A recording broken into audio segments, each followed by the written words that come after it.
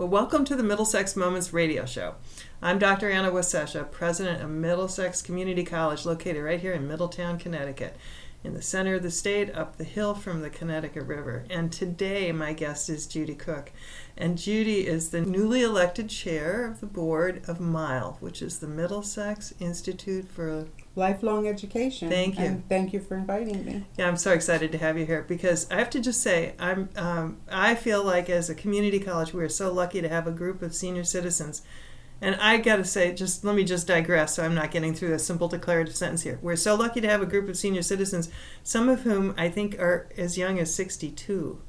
50. 50? Oh, all right. 50 is our group. You have to be at least 50. At least 50. So this definition of senior is a very broad definition, right? I mean, 50 seems, it's kind of they're youngins at that point. So there are over 300 of you. We have 362 members right now, and we cover a lot of the state, a lot of the shore areas, and I think we go up as far as South Windsor, across the river to Glastonbury, Portland. Yeah, so pretty much straight up the Connecticut River. So why do you have people who come from all over the state? Because your program is so remarkable. We think it is. Yeah. We offer tremendously different subjects and topics. So they range from things like history and literature. We've had photography classes. We have the book of the town, One Book, One Town. Mm-hmm. We did Stranger in a Strange Land. Did you read that? Well, I did. Had you read it before? I hadn't. My husband had, and he said, enjoy. What did you think? I didn't enjoy. Yeah. Not so much. Yeah. It was different. Well, it was in the 1970s, right, that it first came out? I think so. Robert Hyland, Yeah. he's very odd, I think. Yeah. Well, I remember starting to try to read that back in the 1970s, and when it was announced, I wasn't really sure I would want to read it again. Yeah. It was interesting. I will say it was an interesting book. And it's interesting to talk to the different people who have read the book. Mm-hmm. Everybody has a different opinion. Everybody has a different call on the whole thing. It was interesting. We've had knitting classes. We've had speakers that came to us as survivors of the Holocaust. Yes. We had an officer from the Army who was one of the gentlemen who went to these concentration camps and helped the survivors. Oh, the liberating forces, yeah. Yes. So he was very interesting. And those people are in their 90s. Right. So they drove to class, and everybody was very, very appreciative. Do you find that how big are your classes? Depends. Mm-hmm. We've had classes. We have 362 members. Our largest class could be like 140, but there are classes where there's only like 20 people. We'll have a knitting class that's limited. We'll have... I'm going to come over and take one of these knitting classes. Okay, we'll make sure we have one. If they're coming. Yeah. I think knitting is, it's a couple of things, but I think it's very calming, and can be, what you produce can be quite beautiful, but I think it's also good for arthritis in your hands. We had a class this year where they didn't use needles. They knitted by hand. I didn't take that class because I had something else, but I'm going to take a private class. I'll come over and I'll teach you. Yeah, that would be terrific. Well, we have to take a break and let the public service announcements play on, and when we come back, we'll learn a lot more about MILE. So we'll be back in just a minute. Well, we're back to the Middlesex Moments radio show, and Judy Cooke is representing MILE today, and we're talking about all the amazing things that they do, including travel programs. We were just chatting about some of the travel programs. They have travelogues. Our members do those. They bring back pictures and slides, and they do a program. That's always interesting. One of the girls was in Cuba, actually, and she's going to do a program in the fall on Cuba, which is always interesting. Yeah, Cuba is getting more and more interesting if we're going to open up trade relations and free travel back and forth, right? Absolutely. Yeah. They did a travelogue on Africa. One of our members went to Africa, and the cities of the Baltic was another that they did. We had a girl that came in and taught us how to play Mexican train dominoes. What is that? I don't know. I didn't take that class either. Train dominoes. Okay, so we can invent a definition. Is it dominoes you play on the train? No, it's the game, whatever the rule of the game is. But there's special dominoes, I guess you use. But that was a good class. They enjoyed that class. We've traveled to Ellis Island this year. Oh, as a group. You actually went there. We did. Yeah. We did the Statue of Liberty and Ellis Island. It was a day trip. It was very nice. And then Mile does a yearly trip in June usually. This year they went to the Chesapeake, which was an excellent trip. They really enjoyed it very, very much. So we do a lot of different kinds of things. We've had people that have come in. We had a gentleman this year came in as Ben Franklin and talked to us dressed as Ben Franklin. We went up to Massachusetts to John Adams' house. We do a little traveling here and there. Yeah, Next year we're going down to, actually in the fall, we're going to the 9/11 Memorial. Oh, yes. So that'll be a big trip too. There's so many things to go to in New England. It's remarkable. And so many things to learn about. So lifelong learning is what you're doing. Lifelong learning. That's our goal. How do you figure out what programs to offer? We have a tremendous curriculum committee. They're just brilliant. And actually, what's happening now, and they're very excited about it, is people coming to us. They've heard about Mile, so they come to us. We also have a college that we are connected with, and a lot of the professors will come in and talk to us about different subjects. Some of them are attorneys. We have attorneys come, accountants come. If you're interested in a subject and you request that subject, we'll find somebody that will teach it to you. So, well, let's talk about the calendar of events. So is this sort of the 9-month calendar? No, the academic? actually we have 2 semesters. Okay, well that's kind of the academic model. True. Mm-hmm. We used to have 3, but we found that with the snow in the winter, it became too difficult for us. So we do 2. One from September through the beginning of November. And then we start again in February, and we do February through April. And is there a program almost every day?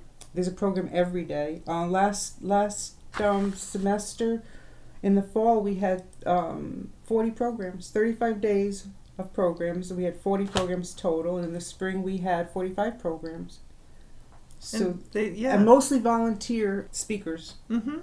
So, I mean, that's a lot of that's 85 or 90. That was 85 programs for a year last year. I think our college's academic dean would be kind of mystified to learn that you're putting on that many courses. Every day. Classes are held from 1:30 to 3:30. Most of them are here at Middlesex Community College. Sometimes probably not, but most. 97%. Yeah. We really do want to be at the college. Yeah. But we do have other outside facilities that we have used when the college is using the rooms that we usually go to. We try really hard not to do that. We know, and we appreciate it. Yeah, because it's actually very convenient to get here, I would think, because there's adequate parking. And parking is good. The hill is difficult. Parking. The hill. The parking is good. If we could do something about that hill and the wind that runs up that hill, yeah, that would be great. We have the fall semester already planned. Oh, okay. So that's all done, which is amazing to me because it's only June. Right. So everything is in place and in plan for our next semester, which is going to start the 28th of September with a musical performance by Joe Firecrow. That ought to be fun. We'll try and get one musical program in a year if we can, to find somebody that will come and entertain us. We had an Irish group. They were really good and fun. We have Reader's Digest. I don't know if you've heard. No, tell me about that. There's a group that will do a play, and they speak the play. They sit. Oh, like Reader's Theater. Reader's Theater. That's what did I say? Reader's Digest. Reader's Theater. Reader's Theater. Right. That's always fun. There's so many different. I could sit and tell you. There's just so many different subjects. And programs. It's perfect. It's perfect for people who want to keep learning. So give us some more examples of what you're going to do this fall. Well, we're going to do the Cuban chat. We're going to have a travelogue on New Zealand. We're going to talk about the gypsies in Connecticut. There were gypsies in Connecticut? There were gypsies in Connecticut. And we were going to learn all about them.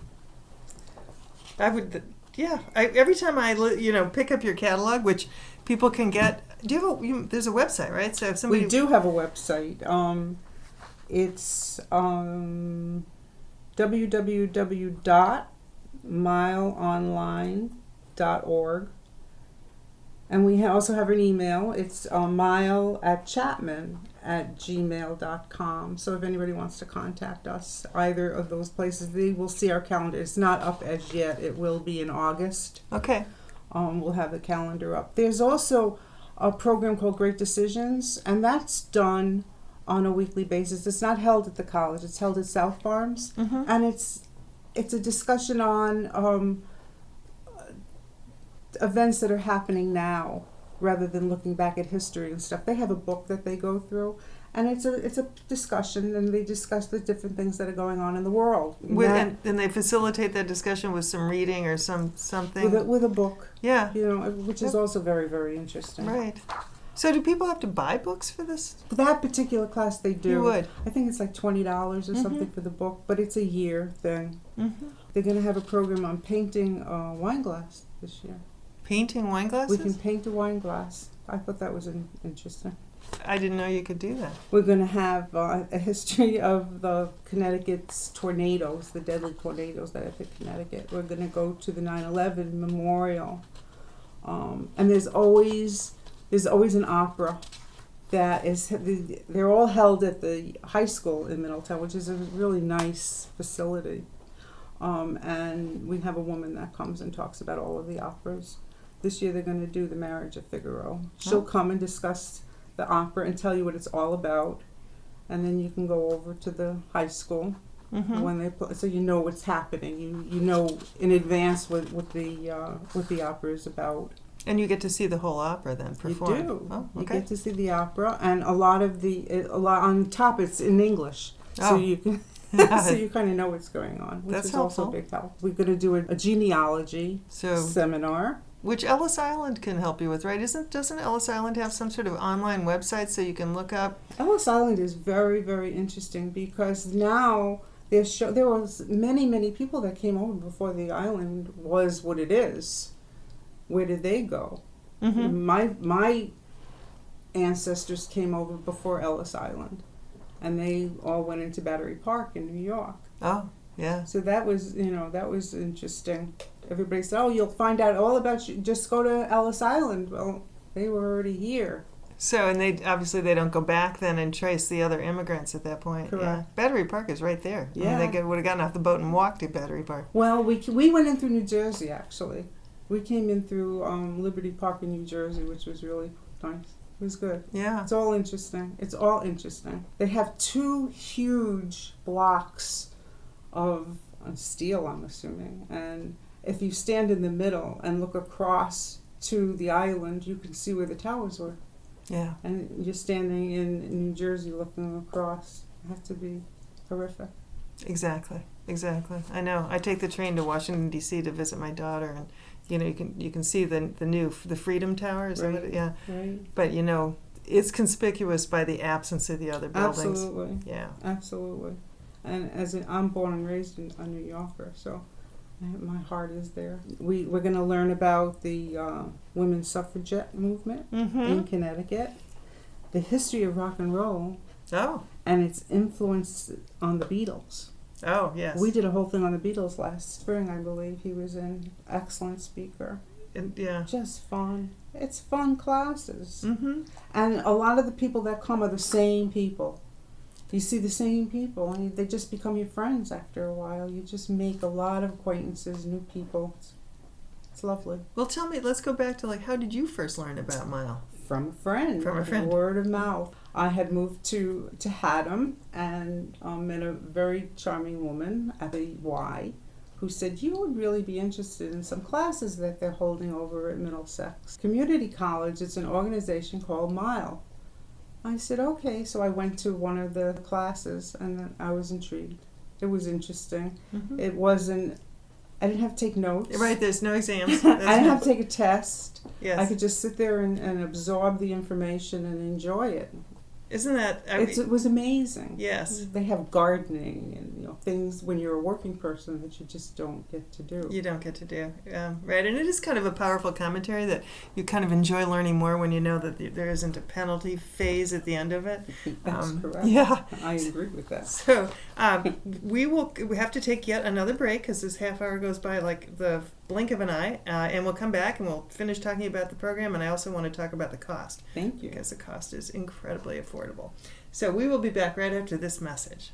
Well, we're back, and this is Middlesex Moments Radio Show, and Judy Cooke is with me today talking about Mile, the Middlesex Institute for Lifelong Education. And when we were closing off before the break that just happened, I was talking about how incredibly affordable Mile is. So do you want to tell me what the fee schedule is? The fee schedule is $60 for both of the semesters, and you can attend as many or as few classes as you like.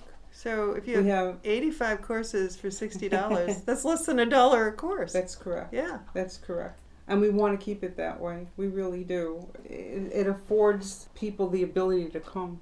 Mm-hmm. Where there are classes where you can take a class, probably the same type of class at Wesleyan, that'll cost you well over $100, Mm-hmm. and we're 60. Right. And we have 2 orientations, one in September and one in February, and there are refreshments. That's good. We always want to have some refreshments. And we have volunteers on our hospitality committee that do all the baking for us. And we have volunteers that will sit at the tables when you come to classes. They're our monitors, and they will welcome you to the class and as you sign in. And our organization is purely voluntary, and we just count on everybody to come and volunteer and give us a hand. Well, this is I think the magic about Mile, because without those volunteers, of course, your costs would be driven up, and they may be beyond the reach of some seniors. Absolutely. Although I still have to just say, it just kills me to think of a senior being 50 years old. But nonetheless, we do have 85-year-olds also. Yes, they're seniors. I bet your average age is a little, that helps. But you couldn't do it without volunteers, and the individuals I've come to know in the last couple of years are really remarkable people who have a lot to give themselves. Absolutely. And your presenters, many of them are volunteers. Absolutely. And a lot of the volunteer presenters are members of Mile. They're also professors of MXCC. Some of them come and volunteer to speak to us. It's all good. It's all good. Yeah. So now, you found out about this from a friend, but you're not a native Connecticut. No, ma'am. No, ma'am. So where are you from? I am born and raised in the Bronx in New York. Educated. What happened that your life path turned northward? I was still living at home at the time, and home moved to Connecticut, so they dragged me screaming and yelling. Oh, I bet it's a little difficult. It was interesting. It was interesting, but then I came back after I divorced. Mm-hmm. Brought my children back here, raised my children in Connecticut. Love Connecticut. I have one that's still in Connecticut. That's good. And I have one that's in New York. And do you think the culture between New York and Connecticut is like related or very distinctly different? Is it, is a New Yorker just a completely different breed of person? Yes. Yes. Absolutely. Yeah, how would you describe that? Just different. I can't. There's so many more things available in New York City than are available in Hartford, Connecticut, or even in Middletown. We have fabulous restaurants here. They have fabulous restaurants in New York after you've gone to the theater, because there's always theater, and we don't have as much of that. Although I have season's ticket to Hartford Stage, because I find that just incredibly wonderful. And then I pick up tickets to the Goodspeed, which is also terrific, but it's not New York. Right. This kind of underscores my operating theory, which is that residents of major cities around the world, the mega cities, the London, Tokyo, New York, are just better educated, more informed about the world. Some of it, I think, is mass transit. So if you're on the subway, you can read. Absolutely. You can get any place. That's the big thing. Yeah, you can get any place in the city by mass transit. So you don't have those geographical barriers. And then you have access to the museums and libraries and theaters. And the schools take you there. And my mom, my grandparents, they would take me to the theater, and they would take me to ballet, and they would take me to the opera, and I made a cognizant decision that I disliked opera. So I don't do opera, but I do the ballet, and I do the theater, and I love the museums, and I love being close to the city. I like Boston also. I'm a city person, so. Mm-hmm. But I also like being in the country right now. Yeah, well, and you would get that in the middle of Connecticut, which is remarkable to me. The 169 towns, and a lot of it is quite rural. Yes, yeah. Yes. You know, we're going to have the Connecticut Ballet here on campus this summer. I know, I heard. Oh, you know? Yes, Good. We want to be sure that we let everybody know about that. And previously they've tried to, and they have, performed in the second floor of Chapman Hall, which is where most of the Mile programs happen. This year they're going to move it outdoors. I heard that. Yeah. Yes, I'm very excited about that. I think I like MXCC. I think it's a wonderful campus. Well, thank you. Yeah, just terrific. And they've been very good to Mile. And we have a liaison. Can I mention Kim's name? Kim Hogan is just a tremendous help to Mile, and she coordinates everything for us. She's one of the best organized people I know. Oh my goodness, is she ever? Yes. Yeah. Wonderful, wonderful. Right. And Mile is going to do something new this year. We're hoping that our members will jump on this. I found out through a meeting that 85% of the students in MXCC are on financial aid, and that was very disturbing to me. So we being Mile, the board, the advisory board, had a meeting with the people that handle the foundation. We're going to have an envelope, a voluntary donation to the foundation in Mile's name for the students, for incidental things that won't upset their scholarship but will help them in need. That's wonderful. I was listening to the radio this morning, and Andrew Cuomo, your former governor, right? Former when you lived in New York, was saying education is the gift that we give to our children. And he's right about that. I mean, without education, everything would grind to a halt. It's in generations. And it shouldn't stop just because you turn 50 or 60 or 80. Right. Well, exactly, to the point of Mile. It just shouldn't stop. And I think that Mile offers that. I really do. We started out the program with my saying how lucky I think we are that we have Mile here, because we could never do what you do, right? So, but to have you here on the campus means that we have all of this rich intellectual life going on, and we just thank really you proud for of that. it. Mile is going to be 23. Oh, which is happy birthday to us. Yes. I have 2 members on my board. One has been with Mile for 23 years and one for 22 years. So they're my historians. I go to them for a lot of stuff. Like, how did this happen, and why do we do it this way? Why are we doing this? And, exactly. And how can we change this? And why didn't we change this? Have they told you this story? Did some people just get together and say, we should do this? You know what? I think that's a really good idea that somebody should do that, because I don't know how it started. I don't know where it came from. I don't know if it came originally from the college itself, looking for a group of elders who wanted to get together and do something, or if a group was looking for the college. I don't know how that happened, but I can find out. Yeah, it would be wonderful to hear. I think that the original, the concept of a community college is that it's got something for everyone, no matter what the age is. And last fall, so fall of 2014, in our credit program, so these are people who are going to have a transcript at the end and do have to take a test and get a grade. The youngest student was 11 and the oldest was 90.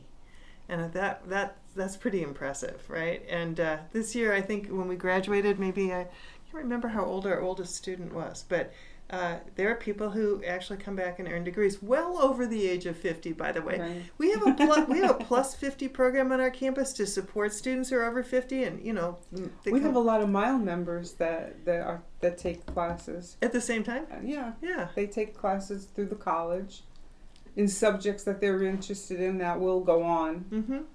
And so some of them earn credits, I think. Yeah, and I think for some, they're looking at needing to retrain to go to work or to finish a degree in order to get the kind of job that they'd like, because 50, even though it's a senior for Mile's purposes, is still a young. You still got a lot of work years in you. Younger as time goes on. That's right. 50's a baby now. Yeah. Yes, right. So we can educate the babies and the elders and everyone in between. So when you look forward to the next year program, what's the one that you're going to be sure that you don't miss? Well, the first one for sure. I'm very interested in Joe Firecrow. I think that would be really interesting. Can you tell us? I don't know Joe Firecrow. I don't either, which is why I'm really interested in hearing him. I hear a lot about his music, and how terrific he is it's been 3 or 4 years that I know that we've been trying to get him to come. Oh, okay. So I'm really looking forward to that one. I want to paint a wine glass. Oh. I think that will be fun. I think I think that's something different. Mm-hmm. I've never painted a wine glass before. And I want to go to the 9/11 memorial. Mm-hmm. I think that would be really good. And as far as our trip next June, we're working on that. We don't know exactly where we're going to wind up, but it's through Road Scholar, which used to be the Elder Hostel. Right. And they've changed their name, and that's who our organization goes through. So they make our plans, but we do have a person in charge of that. And you go lots of places. I know they've gone to Pittsburgh in the past. They've done the Hudson Valley, the painters. So. We did the all the presidents, the mansions on the Hudson. That was really interesting. Oh. That was fun. That was really nice. They've gone to Canada. They've gone to Quebec and Montreal, Toronto. They've gone to Washington, to Philadelphia, to Pittsburgh. So they travel. They do. It's a traveling group. They get out of the house. That's Yes, perfect. Yes. Well, I'm afraid we've run out of time. Can you believe that? The half hour has gone by just Thank as you I so said. much. You're very welcome. Thanks, Judy Cooke. And anybody who's interested in learning more about Mile can go to the website, which is www.mileonline, all one word, mileonline.org. And you'll find all the contact information there, and sure shooting by the end of the summer a catalog for the fall semester. Keep your mind alive and your thinking abilities agile, and get to meet Judy Cooke and some really cool people. So thanks once again for being on the show. This is Middlesex Moments radio show coming to you from the campus of Middlesex Community College right here in Middletown, Connecticut. I hope you all have a wonderful day.